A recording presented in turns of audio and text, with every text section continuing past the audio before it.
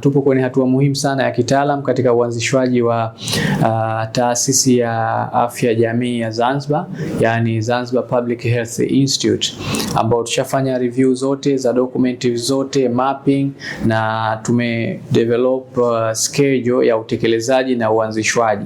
Lakini hilo linaenda sambamba na azma ya serikali ya ujenzi wa taasisi hiyo. Kwa hiyo tupo vizuri, na hatua inofuata ni kuanza mazungumzo rasmi juu ya option hipi ni nzuri ya kuhakikisha azma hiyo ya wizara kuanzisha taasisi hii muhimu ndani ya mwaka huu, ambao tumeshaanza mazungumzo na wenzetu wa ofisi ya mwanasheria mkuu, na tunatarajia wiki ijayo tutakuwa nao na kikao kazi kuona namna gani tunaweza tukaendelea mbele kwa haraka zaidi. Taasisi hii inakuja wakati ambapo maelekezo ya serikali ni kuhakikisha tunapunguza utitiri wa taasisi na idara katika Wizara ya Afya.